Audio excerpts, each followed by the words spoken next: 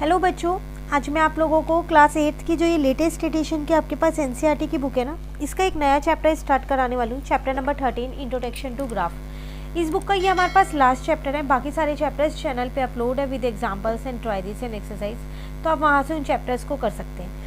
देखो, चैप्टर का नाम है इंट्रोडक्शन टू ग्राफ्स, तो इसमें आपको ग्राफ का इंट्रोडक्शन दे रखा है कि किस तरीके से आप ग्राफ को रीड कर सकते हैं या फिर आप ग्राफ को बना सकते हैं। ग्राफ पे जो इन्फॉर्मेशंस होती हैं आप उनको जान सकते हैं कि कौन सी इन्फॉर्मेशन क्या आपको बता रही है। ठीक है, तो एग्जांपल से ही शुरू कराती हूँ। जैसे जैसे क्वेश्चंस आएंगे उसमें ही मैं आपको जो भी टॉपिक होगा उसकी एक्सप्लेनेशन देती रहूँगी। देखिए, सबसे पहली बात सॉरी, ग्राफ ऑन परफॉर्मेंस। एक सिंपली सा यहाँ पर आपको ये ग्राफ दे रखा है और इससे बेस्ड आपको कुछ क्वेश्चंस दे रखे हैं। वो क्या है वो देखते हैं। यहाँ आपसे कह रहा था गिवन ग्राफ, जो भी ग्राफ मैंने आपको दिखाया वही ग्राफ की बात कर रही है।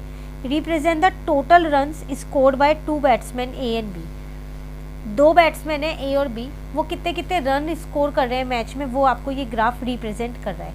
ये रहा रन स्कोर।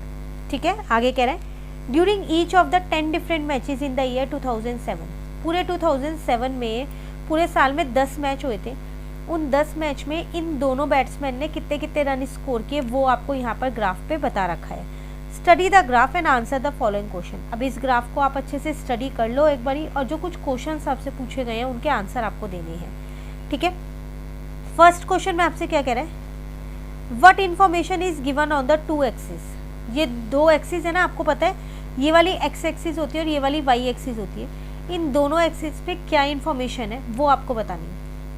तो मैं सीधा सीधा कह सकती हूँ कि एक्स एक्सिस क्या इंडिकेट कर रहा है, number of matches played during the year 2007, कितने मैच खेले गए।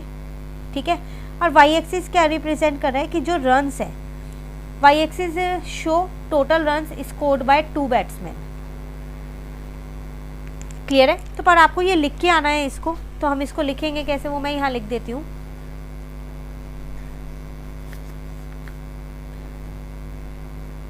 X axis indicate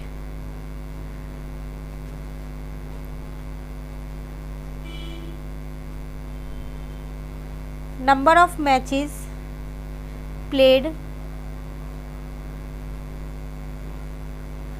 during the year 2007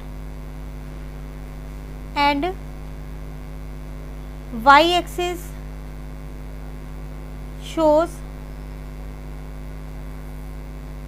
total run scored in each match.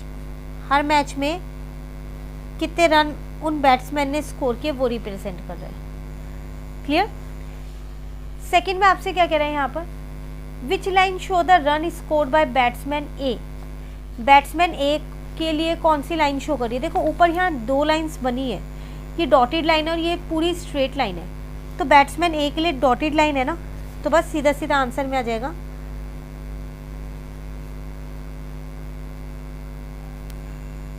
dotted line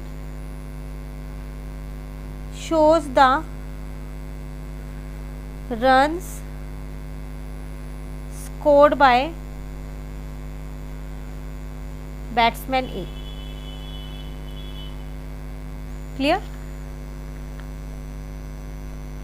third में आपसे क्या कह रहे हैं यहाँ पर, were the run scored bye them same in any match 2007, if so in which match. कह रहा है क्या कभी ऐसा हुआ है कि 2007 में जितने भी मैच हुए उसमें से किसी मैच में दोनों के रन सेम हो। तो पहले अगर आप यहाँ ग्राफ को देखो एक बारी, कहीं पर ये दोनों लाइन इंटरसेक्ट करती हुई आपको दिख रही है, एक जगह पर दिख रही है। कहाँ पर दिख रही है, यहाँ पर 4 के ऊपर, यहाँ देखो ये। और उस टाइम पे इन दोनों ने 60 रन बनाए हैं, बाकी सब में अलग अलग है। कोई भी ये वाली लाइन इससे इंटरसेक्ट नहीं हो रही है, कहीं पर भी नहीं हो रही ना, सिर्फ यहीं पर ही हो रही है ना, इस वाली लाइन पे तो हो रही है। तो बस आपको यही यहाँ पर लिखना है। तो फोर्थ मैच में दोनों के स्कोर सेम थे, तो during the fourth match both have scored the same number of runs. और कितने रन थे, 60, दैट इज 60 रन्स। क्लियर हुआ? चलिए फोर्थ में आपसे क्या कह रहा है, among the two batsman who is steadier how do you जज इट। कह रहे हैं इन दो बैट्समैन में आपको कौन सा जो बैट्समैन है वो सही लगता है और क्यों, आपने कैसे जज किया। देखो अगर आप बैट्समैन ए की पोजीशन देखो तो कभी वो 20 पे है, कभी वो 110 पे है, ये स्कोर है उसकी, वो 0 पे भी है, देन वो 60 पे आ गया, 20 फिर ऊपर फिर नीचे, बहुत ज़्यादा अप्स एंड डाउन है बैट्समैन ए के स्कोर में। लेकिन अगर आप बैट्समैन बी का स्कोर देखो, पहली बात तो इसका 0 कभी नहीं आया, तो ये 60, 40, 50, 60 इन्हीं लेवल्स पे ही घूम रहा है ना।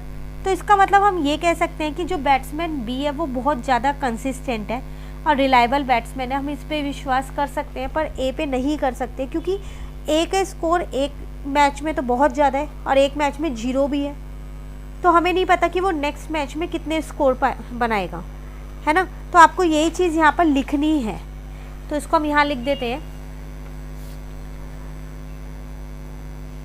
A has a lots of ups and down in his score.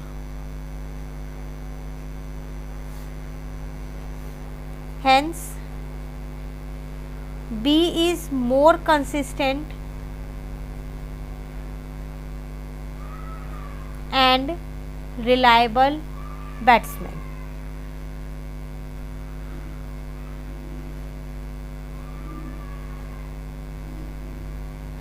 Clear हुआ?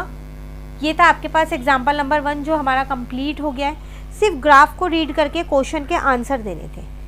आगे की क्लास में आगे के क्वेश्चंस कराऊंगी, अभी 1, 2, 3, 4 एग्जाम्पल्स और हैं इसमें। देन हमारे पास एक्सरसाइज है, आसान चैप्टर है, कोई ज़्यादा मुश्किल नहीं है, बट डेली बेसिस पे मेरे साथ साथ करते रहो तो कोई दिक्कत नहीं होगी। मिलते हैं नेक्स्ट क्लास में। वीडियो अच्छी लगी लाइक ज़रूर करना, फ्रेंड्स के साथ भी इन वीडियोज़ को ज़रूर शेयर कीजिएगा। Thank you.